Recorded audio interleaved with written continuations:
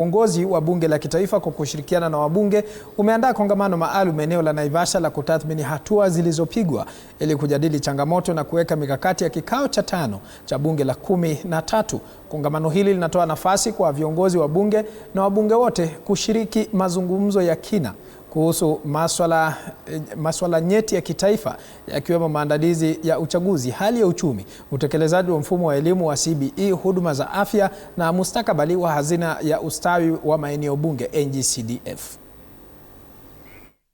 Kwa sasa wacha tuungane naye mwandishi wetu Willy Dennis Njiru atujuze mengi zaidi akiwa upande wa pili maeneo ya Naivasha. Willy Dennis.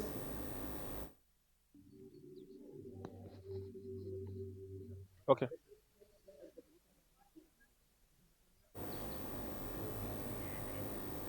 Na asante sana mwenzangu Paul Kirobi. Bila shaka jinsi ambavyo umewajuza watazamaji wetu ni kwamba kongamano hilo limeng'oa rasmi kwa sababu wimbo wa taifa umekamilika tu punde, na spika wa bunge la taifa tayari yuko ndani kwenye kikao, na punde tu atakuwa akitoa hotuba yake na masuala mengi ambayo yatakuwa kizungumziwa katika kikao hiki. Bila shaka mamia ya wabunge wa hapa nchini wameweza kufika katika kikao hiki, ikizingatiwa kwamba kuna wabunge ambao ni wako katika mrengo wa upinzani na wale ambao ni wandani wa serikali ya sasa, na mambo ambayo yanajadiliwa hapa sio kwa mrengo, lakini ni masuala ambayo yanakumba taifa ikiwemo NGCDF, mambo ya SHA na kadhalika. Na bila shaka tumebahatika kuwa naye mbunge tajika wa hapa nchini, Mheshimiwa Otiende Amollo, ambaye atakuwa akitueleza mafupi kutoka kule upande wa Rarieda. Mheshimiwa, karibu sana Mbashara TV 47, tueleze kikao kinahusu nini?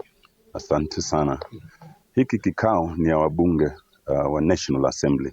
Wabunge wote wako hapa kujadiliana kwa mambo tofauti tofauti. La kwanza tutajadiliana kuhusu economy ya Kenya kwa jumla. Tutajadiliana kuhusu social security. Tutataja mambo ya national NSSF na pia hata pension ya wabunge. Pia tutajadiliana kuhusu mambo ya elimu, hasa hii mambo ya CBE, kuangalia inaendeleaje, kuna changamoto gani na tutaitatua kivipi. Tutaguzia mambo ya health, hasa SHA, na pia tutaguzia mambo ya post service health scheme ya wabunge. Pia tutajadiliana kuhusu welfare ya wabunge wenyewe. Tutaguzia hiyo jambo ya bunge towers, iko aje tangu watu wapate ofisi hapo. Tutajadiliana kuhusu CDF. Vile unajua mambo mawili, la kwanza tulipitisha motion ya kubadilisha katiba ili tuweke CDF kwenye katiba, na tunangojea bado tuone kama Senate pia itaipitisha. Wakati huo pia tulikuwa na ile case tulipeleka kwa Court of Appeal.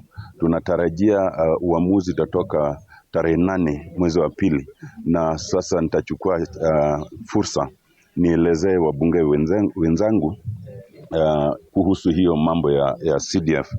So pia tutajadiliana kuhusu hii jambo la privatization, kwa sababu vile unajua sasa kuna privatization inaendelea, na lazima pia sisi kama wabunge tuizungumzie, tuone kama ile privatization law imetosha ama haitoshi, kama endelea vizuri ama kama inahitaji tubadilishe hapa na pale. Hayo mambo yote tutaizungumzia. Bila shaka Mheshimiwa, wewe umekuwa mstari wa mbele katika kuratibu sheria za hapa nchini, na masuala yale umetaja yanamhusu mwananchi sana, hasa masuala ya elimu, afya na mambo ya uendelevu wa maeneo bunge.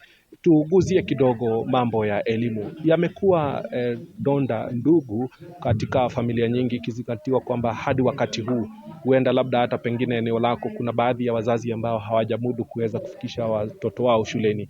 Swala hili, matumaini ya wananchi kutoka kikao hiki yatakuwa ni gani? Tutajadiliana, kwa hivyo siwezi kusema matokeo itakuwaje, lakini kuna changamoto hasa kwa elimu ya hawa watoto wa grade 10. La kwanza tuseme kwa eneo bunge ya Rarieda kumekuwa na changamoto, lakini kwa uzuri tulikuwa tumetenga hela ya basari ili kusaidia tu wale watoto wa grade 10. Hata ingawa tulikuwa tumetenga na tumewapatia, bado kuna changamoto. Juu hata tukiwapatia basari, usipowapatia basari ya full, kunakuwa na changamoto. Sasa wajua, sasa serikali imesema mtoto awe na karo, asiwe na karo, awe na uniform, asiwe na uniform, lazima aende shule.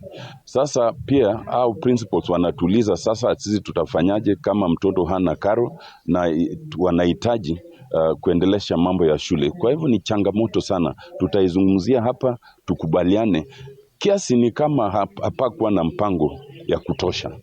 Juu serikali ilijua kwamba tutakuwa na grade 10 na tutakuwa na hiyo changamoto, na wamengoja hasa mpaka sasa rais anatoa amri. Haifai iwe hivyo, lakini tutazungumzia, tutaona vile itatua. Yes. So, kwa hivyo kutakuwa na matumaini.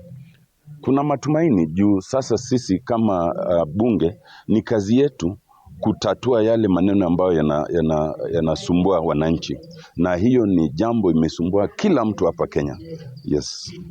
Tumeona baadhi ya wenzako wakiwa karibia 90% ya ufadhili wa elimu kama kule maeneo ya Murang'a, na tumesikia tetesi kutoka baadhi ya wenzako wakisema kwamba hizi hazina hii ya NG-CDF yote kwa jumla iweze kuelekezwa katika shule zote katika maeneo bunge, badala ya wewe huo ukifanya hivi shule hizo ziwe zinamfaidi mwanafunzi moja kwa moja, wewe unaelekeza pesa hizo shuleni. Sijui swala hilo, labda hilo ni swali langu la mwisho.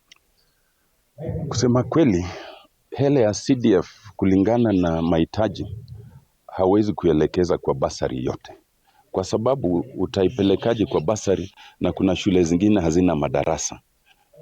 Wengine eneo zingine unapata watoto wanafunzwa chini ya mti. Utaifanyaje? Na kuna shule mingi hata za sekondari hazina laboratory. Wengine hawana dormitories. Wengine hawana hata fence.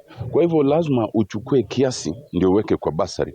Kama sisi kwetu tumejaribu sana, nusu ya pesa ile tunapata ya CDF tunaweka kwenye basari, lakini bado haitoshi.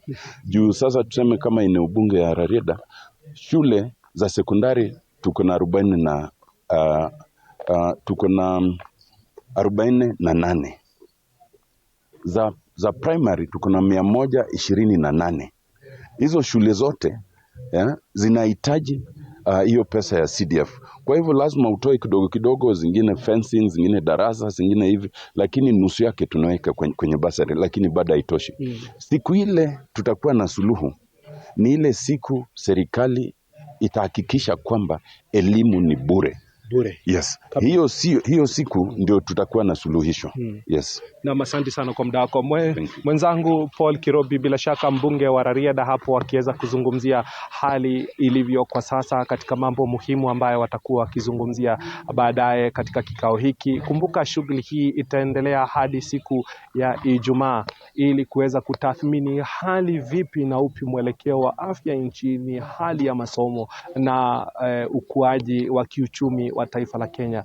Tuko katika kikao hiki hapa katika mkahawa Lake Naivasha Resort, ambapo shughuli nzima hii inapokuwa ikiendelea, tutahakikisha kwamba yanayojiri kwa dakika, kwa saa, tunawajuza watazamaji wetu, tukitumai kwamba hawa ambao ni wakilishi wetu hapa nchini watakuwa na suluhu ya mambo ambayo yamezidi kulemaza hali ya kawaida ya shughuli za hapa nchini, kwa mujibu wa tetesi kutoka kwa umma.